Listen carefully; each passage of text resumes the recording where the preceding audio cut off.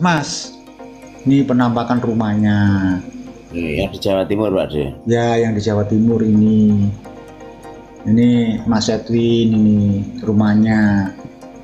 Ya, kenapa saya berani menampilkan ini? Karena ada di dunia maya itu ada. Dan ini nggak akan melanggar hukum. Karena apa? Oh ya, sudah disepil di dunia maya dan semua orang bisa mengakses. Ini penampakan rumahnya. Terus yang ini juga tempat usahanya. Nih teman-teman usahanya.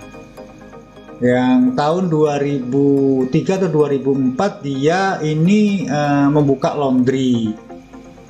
Nah, mungkin karena usahanya nggak berjalan, terus akhirnya dia membuka kayak kafe kayak begini loh. Itu di daerah Surabaya dekatnya Kenjeran. Terus ini menu-menunya. Wah, ini apa? Ada kopi ABC Klepon harga 6.000. Ada ABC kopi susu.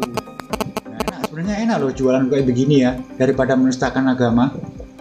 Nah, itu. Iya kan? Tapi yang cepat dapat uang kan menista agama, Pak De. Itu kan sama. kayak gitu. Cepet ya. Tapi ya akibatnya dia ya ninggalin anak istrinya kan.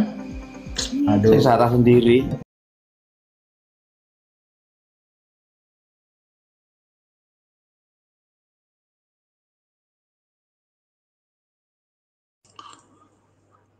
Assalamualaikum warahmatullahi wabarakatuh. Berjumpa lagi dengan HMC News ya, channel portal berita yang menyajikan informasi seputar dunia debat lintas agama secara tepat, cepat, akurat, dan terpercaya. Kita tahu teman-teman, para polikardus sedang berpolemik, terutama Edwin Huta Barat dengan Rudy Yohannes yang saling bongkar-bongkaran teman-teman. Jadi Edwin ini belakangan ya cukup intens membongkar aib dari para polikardus-polikardus yang lain, termasuk Pak Bom serta Rudy Yohannes. Dan kali ini kita tahu Rudy Yohannes kewalahan menghadapi banyak sekali polikardus sekaligus. Untuk itu dia meminta bantuan dari orang-orang di sampingnya, termasuk Pak Julfikar JCC ya teman-teman. Jadi Pak Julfikar JCC itu ikut terlibat dalam polemik ini dan mulai membongkar-bongkar identitas Edwin Huta Barat berdasarkan informasi yang dia dapat dari Rudy Walabu teman-teman. Jadi Rudy Walabu ini memberikan informasi kepada Pak Jul dan dari informasi tersebut dikembangkan oleh Pak Jul untuk mendapat dan menggali informasi di mana rumah dari Edwin Umeo Huta Barat beserta istrinya ya, yang disebutkan juga tadi namanya yaitu Elizabeth ya, Ibu Elizabeth. Jadi ini cukup mengejutkan teman-teman. Terbongkar semua teman-teman, terbongkar semua ya, siapa itu Edwin Umeo Huta Barat, serta kenapa dia sekarang melarikan diri ke Belanda, di mana tempat tinggalnya dan sebagainya. Dan sebenarnya dari kemarin saya sudah dapat informasi ini, bahkan bisa dibilang dari tahun lalu ya, dari tahun lalu saya sudah mengantongi informasi ini, tetapi sekali lagi kita tidak boleh membuka identitas orang di media sosial teman-teman. Itu namanya doxing ya. Itu pelanggaran privasi orang. Membuka identitas orang itu adalah pelanggaran. Itulah kenapa dari tahun lalu data ini saya simpan. Dan saya nggak tahu ya kenapa Pak Julfikar membongkar atau membuka hal ini ke publik. Bisa jadi inilah bentuk kegeraman dari Pak Julfikar terhadap hujatan yang dilakukan oleh Edwin Umeo Huta Barat ini. Kita tahu Edwin ini adalah salah satu penghujat yang sangat intens menghujat Islam di media sosial, apalagi setelah dia kabur ke Belanda, teman-teman. Jadi kenapa Edwin ini kabur ke Belanda? Karena dia takut digeruduk, dia takut ditangkap oleh pihak kepolisian. Karena kalau sudah diborgol langsung, nanti nggak bisa lagi melakukan perlawanan. Untuk itu, dia stay di Belanda sambil menunggu kasusnya. Apakah nanti dia akan jadi tersangka atau tidak? Kalau nanti dia jadi tersangka, maka dia akan full untuk menjadi warga luar, akan memohon suaka. Kan kalau sekarang statusnya belum jadi DPO. Harus kita akui, belum jadi DPO, baru jadi terlapor. Nanti kalau dia sudah jadi DPO, sudah jadi tersangka, dia akan memohon ya, memohon asilum, memohon suaka kepada pemerintah Belanda. Dan dari situ dia mungkin akan ngambil keputusan apakah istri dan anaknya juga akan ditarik, akan diajak pindah ke Belanda. Tapi untuk saat ini belum, teman-teman. Lantaran apa? Lantaran istrinya itu ya bisa dibilang punya pekerjaan yang lumayan bagus di Indonesia. Menurut keterangan yang kita dapat ya, sekali lagi, ini kan kita hanya mengikuti keterangan yang disampaikan oleh Pak Julfikar ya. Istrinya itu adalah seorang PNS, teman-teman. Ya, istrinya itu adalah seorang PNS dengan ciri-ciri, waduh, ini ciri-ciri sama seperti Wak Labu nih ya, pernah bilang juga, ciri-cirinya kulitnya kuning langsat, teman-teman. Berat badannya cukup cukup lebih lah. Ya, tapi sebanding sih, istrinya tinggi, teman-teman. Istrinya lebih tinggi. Ya, lebih tinggi dari kalian ya. 163. Tinggi istrinya 160-an, teman-teman. 160-an. Untuk seorang wanita ya lumayan tinggi. Dengan berat 70-an. Bahkan sekarang diprediksi sudah 80-an. Ya, beratnya kurang lebih sudah 80-an. Artinya ya termasuk kelas berat lah ini orang ya. Terus dia sendiri ya kalau anaknya nggak usah lah kita spill ya. Punya 2 anak. Dua-duanya laki-laki, teman-teman. Ya, punya 2 anak laki-laki. Dan saya rasa nggak perlu ya kita spill di sini karena yang kita spill hanya yang sesuai disampaikan oleh Pak Julfikar ya. Sekali lagi kita tidak melakukan doxing, kita tidak boleh bongkar-bongkar, tapi kalau sudah ada orang lain yang sampaikan, kita cuma meneruskan. Jadi ini informasi yang luar biasa. Bahkan kemarin teman-teman, saat saya di Surabaya, saya juga diajak untuk main ke rumah Edwin ya. Diajak ngonten di rumah Edwin ini, diajak interview atau wawancara istrinya. Karena kita tahu identitas istrinya, tempat kerja istrinya, semua lengkap, teman-teman. Tapi saya bilang janganlah ya. Kita hargai privasi dari istrinya. Apapun ceritanya, yang menghujat ini kan suaminya. Yang menghujat ini suaminya, bukan istrinya, teman-teman. Jadi jangan dilibatkanlah kepada keluarga. Kecuali istrinya memang berkenan untuk diinterview, untuk memberikan keterangan mengenai suaminya yang menghujat Islam ini. Kan begitu. Tapi sebelumnya kita putarkan dulu ya, biar jelas ya. Ini informasi bukan dari saya. Jadi yang nge-spill pertama itu adalah Pak Julfikar. Kita tunjukkan dulu datanya, teman-teman. Mas, ini penampakan rumahnya. Yang di Jawa Timur, Pak De. Ya, yang di Jawa Timur ini. Ini Mas Edwin, ini rumahnya. Ya, kenapa saya berani menampilkan ini? Karena ada di dunia maya itu ada, dan ini nggak akan melanggar hukum. Karena apa? Oh ya, sudah disepil di dunia maya dan semua orang bisa mengakses. Ini penampakan rumahnya. Terus yang ini juga tempat usahanya. Nih teman-teman usahanya. Yang tahun 2003 atau 2004 dia ini membuka laundry. Nah, mungkin karena usahanya nggak berjalan, terus akhirnya dia membuka kayak kafe kayak begini loh. Itu di daerah Surabaya dekatnya Kenjeran. Terus ini menu-menunya. Wah, ini apa? Ada kopi ABC Klepon harga 6.000. Ada ABC kopi susu. Sebenarnya enak loh jualan kayak begini ya, daripada menistakan agama. Nah itu iya kan. Tapi yang cepat dapat uang kan menista agama, Pak De. Itu lama. Kayak gitu. Cepet ya.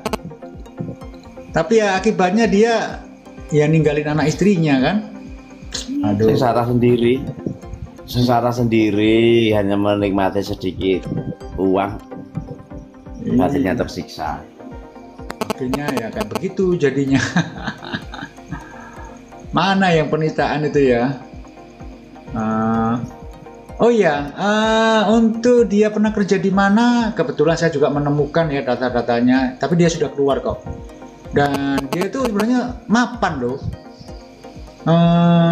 Yang saya tahu ini ya, dia sebagai direktur ya di cabang Surabaya di dengan kode nomor 602741 telepon sekian. Nah, ini dia dulu kerja di sini di PT truk. Nah ini dia pernah kerja di sini. Bagus sih sebenarnya ini, prestasinya bagus, punya rumah yang bagus, istri yang bekerja sebagai seorang perawat, dan dia istrinya juga PNS kan. Karena aku disinggung. Pak disinggung gimana Pak? Dikatain apa? Aku dikatakan ular bludak kok. Ular bludak apa? Nggak tahu. Itu alhasil yang tahu itu, dikatakan ular bludak lah, dikatakan menjual bensin lah, rumahku di Ponorogo. Heran aku. Kacau itu orang itu. Tuh rumahnya di sana. Nih WA-nya, apa itu fotonya.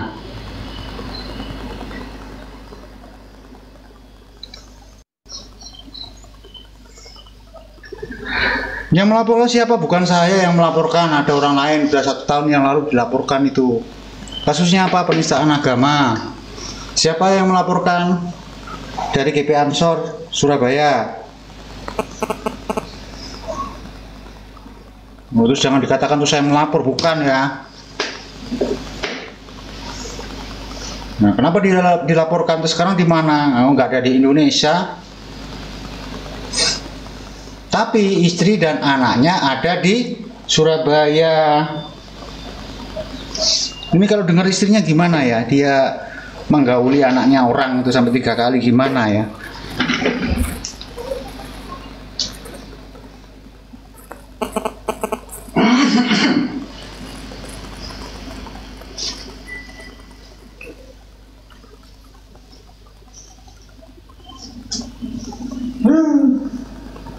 Edwin.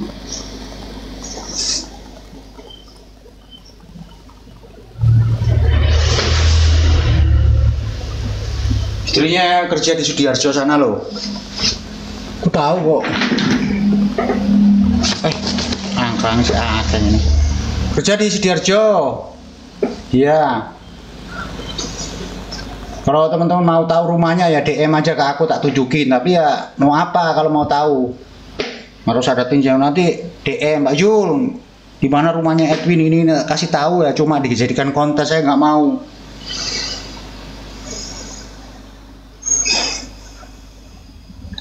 Ya tindakan nyata lah, minta data dengan saya harus ada tindakan nyata. Jangan terus minta data tak berikan, dijual datanya, terus dibikin konten, nggak bener itu. Ini Pak De, ini korbannya yang cewek ini, baju kuning ini. Bukan, itu istrinya. Istrinya Edwin. Iya, itu istrinya Edwin. Ini yang foto lama. Foto lama ini yang foto terbaru tahun 2004 ini istrinya. Yang buta ya. Nah, itu yang istrinya itu. Yang tahun 2004 itu. Yang ini tahun 2019. Udah lama berarti. Digauli ya di loh. Alah, kuil lo tusuk-tusukan belum sekarang tuh sate. Udah ada kok chattingan saya dengan diduga kakaknya. Pengakuannya itu kakaknya. Pengakuannya kakaknya. Nah, kakaknya itu DM-an dengan saya. Mas Edi Bade ini.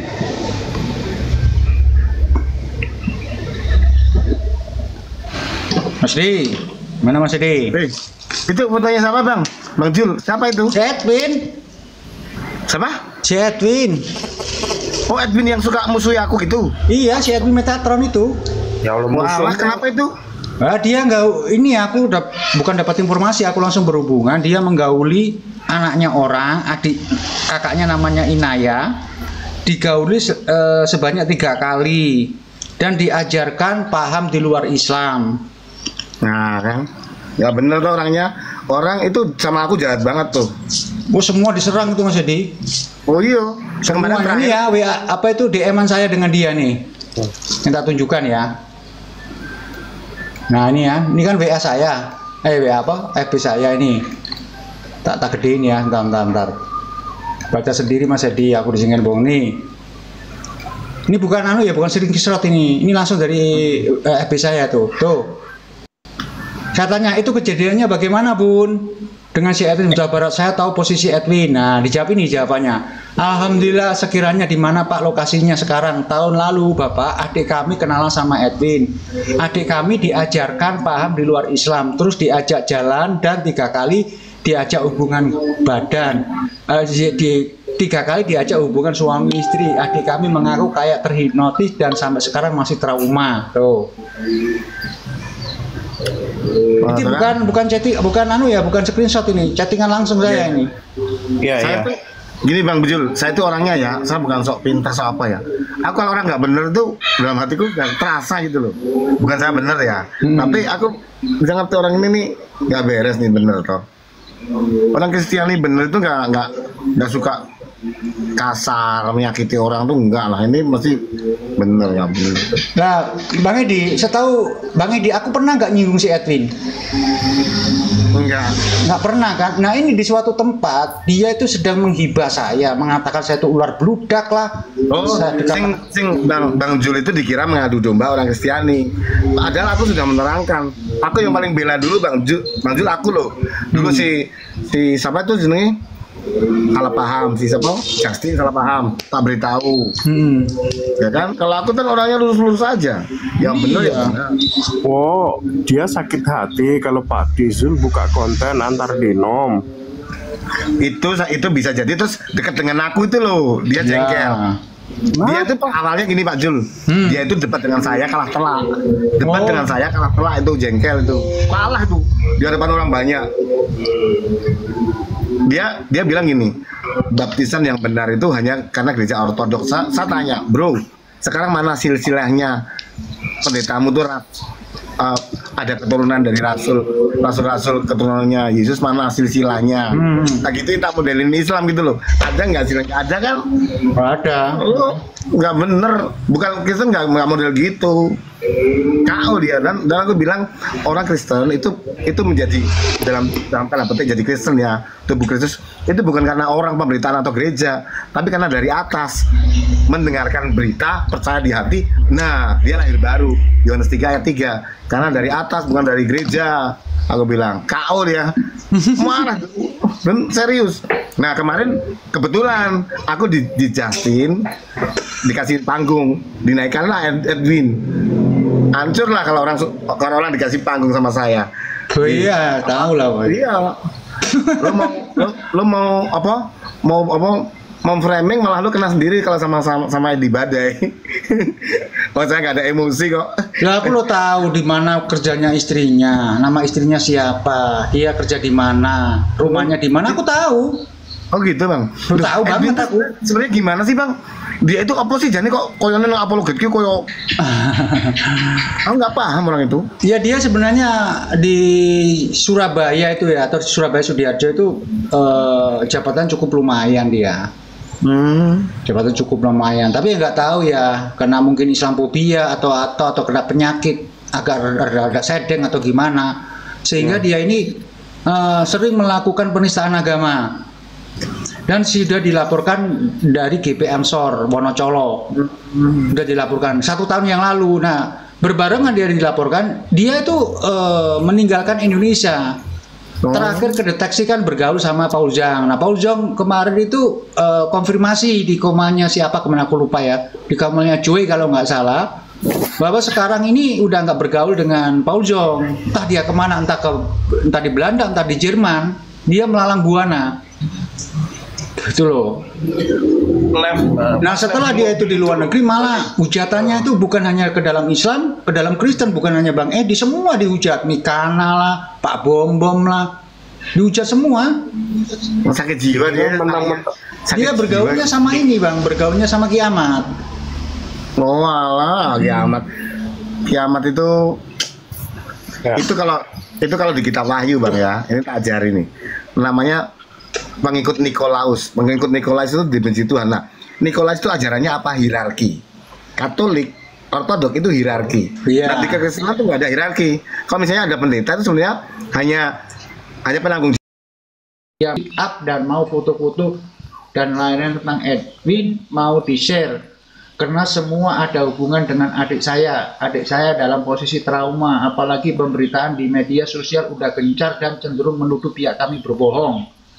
Sekiranya Bapak mau membantu membuat video di TikTok atau di YouTube untuk mengkonter tuduhan pihak luar, saya lihat juga komen-komennya yang cenderung memojokkan kami, padahal adik kami adalah korban dan kami juga menjaga privasi. Makanya cuma Bapak sebagai pihak luar yang mau kami terima sebagai narasumber hubungan luar. Silakan Bapak ambil SS-nya, chat kita pihak keluarga mengizinkan. Tuh, kita diizinkan. Oh. Iya Bapak, saya berusaha komunikasi bla bla bla ini ya, di atas sendiri.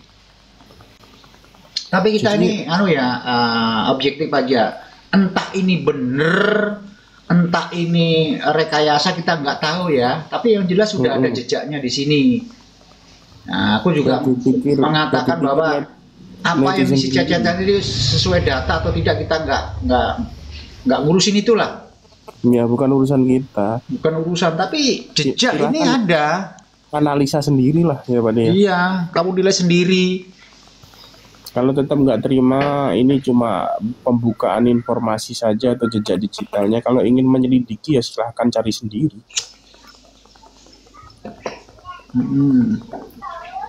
Nah itu kayak begitu. Ini maksudnya Edwin ini ngeloni adik Iwang entah?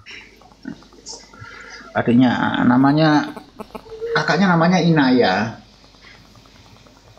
Adiknya dikeloni karo botak iki. Nah itu kan kelihatan nggak itu screenshotnya? Apa itu? Ini bukan screenshot ya, ini langsung ini. Minta gede dikit ya biar jelas ya. Tuh,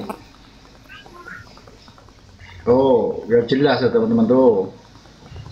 Nah, ambil aja screenshotnya. Ini apa Pak De? Ini sing apa lewat apa lagi WA apa lewat apa Pak De? Facebook. Di Facebook itu. DM apa inbox gitu. Inbox apa lagi? Aku yang inbox karena dia itu posting di sebuah grup. Nah, tolong yang tahu namanya si Edwin, tolong beritahu saya karena dia telah melecehkan seorang wanita. Nah, akun yang di-share di grup-grup itu, grup Semarang sama grup apa itu kemarin itu ada 2 grup, bukan grup teologi ya. 2 grup itu ku DM. Ada apa Bun? Kok rame gitu loh. Nah, dia menceritakan ini loh. Tanggal 10 Oktober tahun 2005 jam 18.48. Masih baru 10 harian Ya. semingguan lebih. Saya tanya nih, Assalamualaikum tuh. Tanggal 10 saya DM, tanggal 11 dia jawab, kan lambat betul itu. Tuh jawabannya tuh. Oh. Waduh. Ini Pak De, ini yang dikeloni orang Islam, muslimah ya? Nah, sebentar ya. Kita ngetok gedangnya rubuh. Bentar, Anton, kamu kawal dulu Ton. Gedang rubuh. Ini terus kok.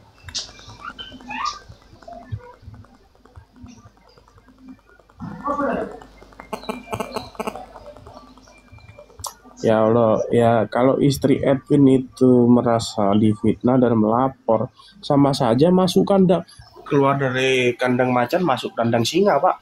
Karena Edwin sendiri juga seorang penghujat.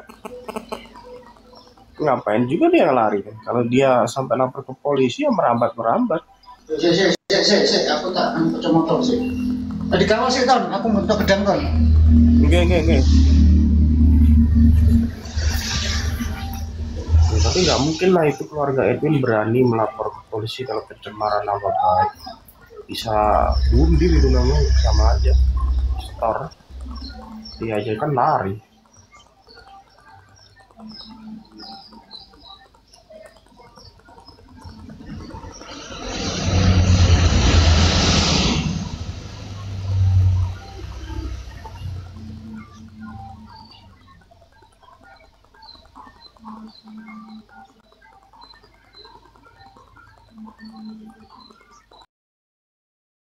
Ya, sudah di-spill ya sama Pak Jul, dan memang sudah didatangi juga rumah dari Edwin ini beserta tempat dia pernah buka usaha yang bernama Warkop Sahabat ya teman-teman. Dan kemarin saya sudah main ke sana, cuman saya menahan diri ya untuk nge-spill ini semua. Tetapi karena sudah dibuka oleh Pak Julfikar, ya kita ikutan aja gitu. Ya kita ikutan, di mana istrinya itu adalah seorang tenaga medis, ya PNS di sebuah politeknik, ya politeknik kesehatan, dan istrinya itu pernah mengikuti beberapa pelatihan.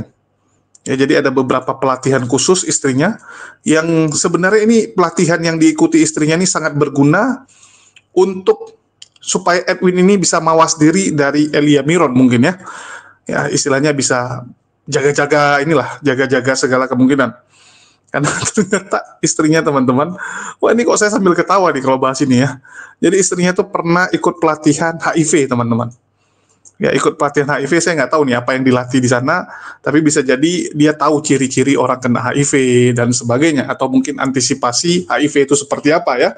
Jadi, aduh, saya bingung juga ini mau bahas apa sebenarnya. Ya jujur, kalau disuruh bahas ini kadang-kadang saya bingung gitu, karena nanti nggak enak pula kita salah ngomong, terbongkar pula identitas orang semua ya. Dan kemarin saya sempat main ke rumah Edwin ini teman-teman. Ya, saya sempat main, cuman saya mikir ya mau ngapain gitu kan? Mau jumpai istrinya, nanti istrinya panik, nanti istrinya nggak enak, nanti channel-channel sebelah ini yang Polikardus, ini besok-besok pasti bikin judul saya menggeruduk mereka gitu kan. Si Julius menggeruduk gitu, wah sejak mualaf dia berani menggeruduk gitu kan. Bahkan saya nggak ngapa-ngapain aja, sudah ada tuh fitnah-fitnahan yang dibuat oleh channel-channel Polikardus gitu kan. Ya, jadi ini yang kita takutkan. Kita nggak mau nanti banyak sekali berseliweran fitnah-fitnah yang dibuat oleh mereka. Dan sekali lagi ya, buat Edwin, ya kalau kita sih doanya semoga bisa bertobat lah. Jangan istilahnya offside terlalu jauh. Ya, jangan offside terlalu jauh, bertobatlah. Kalau Anda ingin serang yang namanya Wak Labu ya silakan, kita nggak ada masalah ya. Wak Labu ini kita nggak ada masalah. Tapi yang saya cukup terkejut rupanya si Edwin Umeo Huta Barat ini teman-teman, itu ternyata bukan dari Medan ya. Saya pikir dia dari Medan atau dari Surabaya memang ya. Ternyata mereka ini merantau juga. Ya, mereka ini perantau rupanya. Di mana Edwin ini ternyata berasal dari Balik Tanah ya, dari kota Balik Tanah teman-teman. Nggak Balikpapan ya. Dan nah, banyak sih informasi yang kita dapati teman-teman ya. Ya, udahlah ya. Ini bahaya nih teman-teman. Nanti salah ngomong ke spill semua nih ya. Ke spill semua pula nanti. Ya, kita spill yang sudah disampaikan oleh Pak Julfikar aja lah. Ya, yang disampaikan Julfikar seperti apa, ya itulah yang terjadi. Jadi memang orang ini ya bisa jadi ketemunya antara di Balikpapan atau di Samarinda, setelah nikah baru pindah ke Surabaya. Dan Edwin ini termasuk sukses kalau kita lihat ya. Untuk usianya yang istilahnya juga belum tua-tua amat lah. Ya, bisa dibilang kan masih muda si Edwin ini. Istrinya lebih tua setahun ya. Istrinya lebih tua setahun. Edwin ini kelahiran 88. Ya. Kelahiran tahun 88 gitu. Jadi secara usia belum tua-tua banget, tapi punya pekerjaan yang lumayan. Kalau kita lihat dibandingkan dengan Wak Labu gitu kan, yang berharap dari donasi, atau Pak Bom-Bom yang sekarang ya bisa dibilang Pak Bom-Bom ini kan cuman bisa berharap dari donasi gitu kan. Si Edwin ini jauh lebih baik kalau kita bicara secara materi ya. Saya udah ngecek juga di pekerjaannya juga dia termasuk yang berprestasi lah. Ya, ini kita puji nih teman-teman. Ya, jadi di pekerjaannya dia termasuk yang berprestasi dan penting, perannya itu penting. Itulah secara materi mereka nggak kekurangan. Dan ditunjang juga istrinya yang bekerja. Ya, istrinya bekerja juga. Jadi suami istri ini pekerja keras.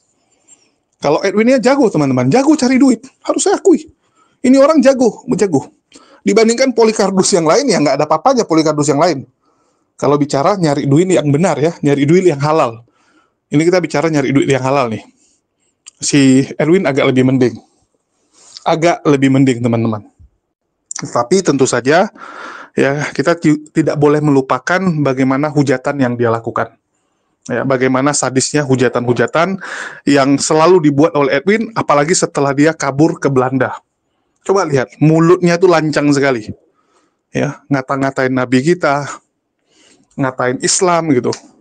Ini orang belum kena batunya saja gitu. Saya nggak tahu ya, ini kenapa dia punya kebencian kepada Islam. Kalau dia bilang gara-gara anjingnya gitu. Dia keberatan anjingnya tidak disukai oleh tetangga-tetangganya yang muslim. Nah, ini lucu juga gitu. Ya. Jadi memang Polikardus yang ada di medsos ini orang-orang yang bermasalah. Sama seperti yang dia sampaikan dulu. Orang-orang yang debat ini orang-orang yang punya masalah ini. Masalah hidup, masalah dendam dengan Islam gitu kan. Memang butuh duit, jadi penghujat gitu. Sama seperti si Rudi Simamora gitu kan.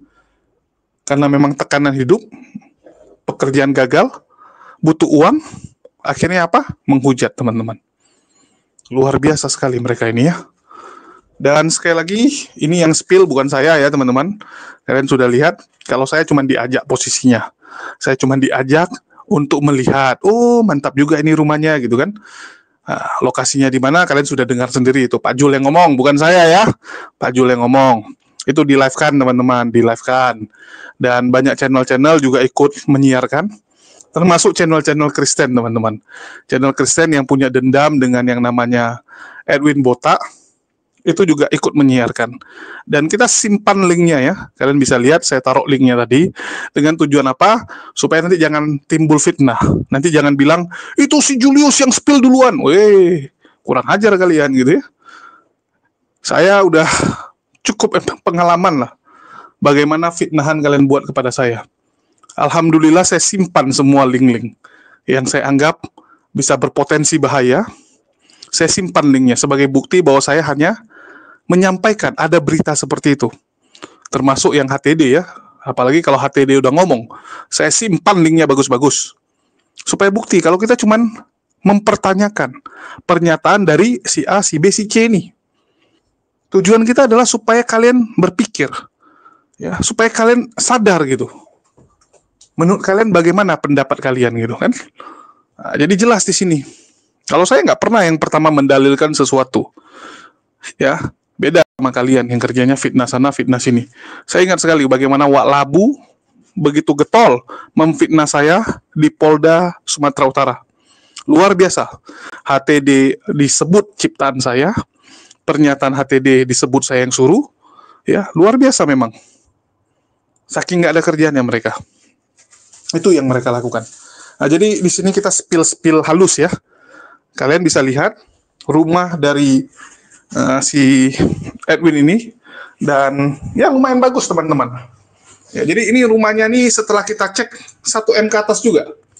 Ya, jadi dia punya rumah yang kurang lebih beda tipis lah harganya dengan rumah Wak Labu. Walaupun rumah Wak Labu ada kolam renang. Kalau Wak Labu itu kan karena di daerah ya. Kalau ini di kota teman-teman, kota Surabaya. Kalau Wak Labu kan di Duri, udah di Duri di jalan kecil gitu.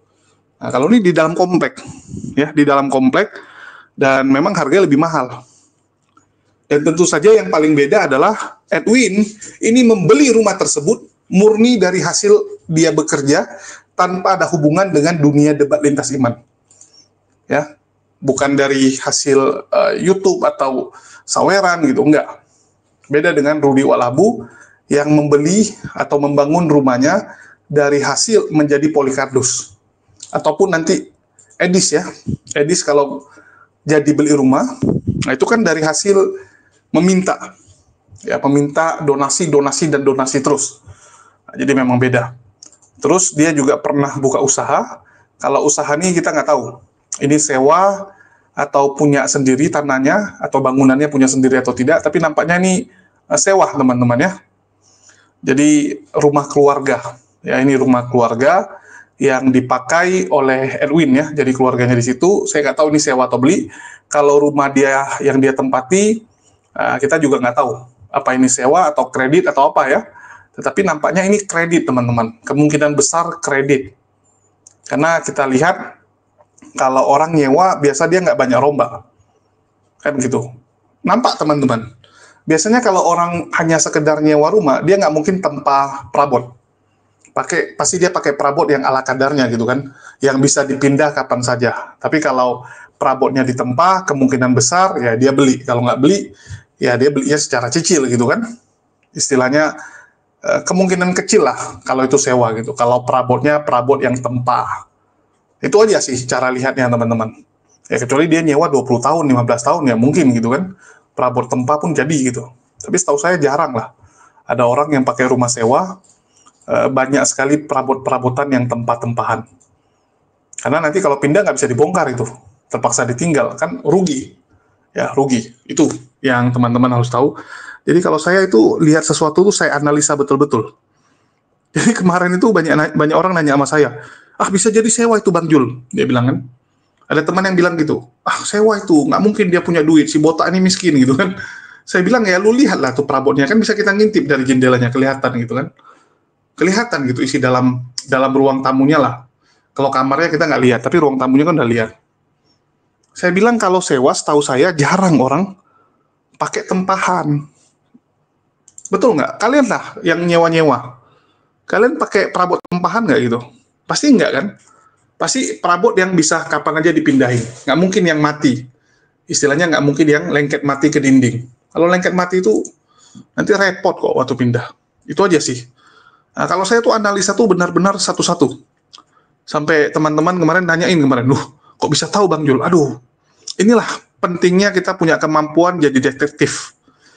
Ya, kalau kalian lihat selama ini analisa saya betul apa tidak, ya silakan saja gitu. Ya, kalian boleh cek. Kalau saya ngomong itu benar atau sering keliru atau banyak kelirunya atau lebih banyak benarnya gitu. Bahkan setahu saya hampir semua benar ya. Saya sampai bingung nyari apa yang saya analisa tuh salah. Nggak ada setahu saya ya. Yang saya analisa hampir benar, bahkan waktu itu banyak oten-oten yang diskusi sama saya, sampai ngomong kalau saya tuh santo. Ya mereka panggil saya santo, karena apa yang saya sampaikan selalu terjadi ya. Seperti nubuatan jadinya. Kan gitu, kalau nubuatan tuh kan yang disampaikan pasti terjadi. Nah, seperti itu teman-teman. Oke? Dan masalah kasus kemungkinan pencabulan yang dilakukan oleh Edwin kepada seorang wanita, kan gitu. Nah, ini kita masih mendalami ya. Jadi di perempuan ini itu sedang diteror oleh gerombolan Laskar Polikardus, kan gitu. Dimana dikatakan bahwa adik kami ini kenalan sama Edwin. Terus adik kami ini diajarkan pemahaman tentang kekristenan. Terus diajak jalan dan 3 kali diajak berhubungan suami istri. Adik kami ini mengaku kayak terhipnotis dan sampai sekarang masih trauma ya. Nanti kita akan gali lebih dalam lagi. Dan memang, ngeri teman-teman ya, ngeri teman-teman. Jadi memang mereka ini nampaknya punya kayak ilmu guna-guna gitu, ilmu hipnotis dan sebagainya. Saya nggak tahu apakah karena kepalanya botak. Jadi dia bilang, lihat kepalaku, terus orang bisa jadi terhipnotis gitu kan. Karena kalau kita lihat tatapan si Edwin ini, ya tatapan-tatapan yang bisa membuat orang terhipnotis juga nampaknya gitu kan. Tatapan yang mengerikan kalau saya bilang ya. Nah, apakah seperti itu? Nanti kita akan gali lebih dalam tentunya. Tapi sekali lagi, inilah data yang bisa kita tampilkan buat kalian. Silakan kalian konsumsi, silakan kalian olah. Dan sekali lagi ya, kita cuma menyampaikan apa yang disampaikan oleh Pak Jul, dan ini hasil kolaborasi dengan Wak Labu nampaknya ya. Jadi kalau mau disalahkan oleh kelompoknya Edwin, salahkanlah Wak Labu ini, karena Wak Labu lah yang membongkar informasi Anda gitu ya. Kalau Pak Jul ini nampaknya cuma istilahnya dimanfaatkan oleh si Wak Labu ini ya, dimanfaatkan oleh Wak Labu. Itu aja sih yang mau saya sampaikan.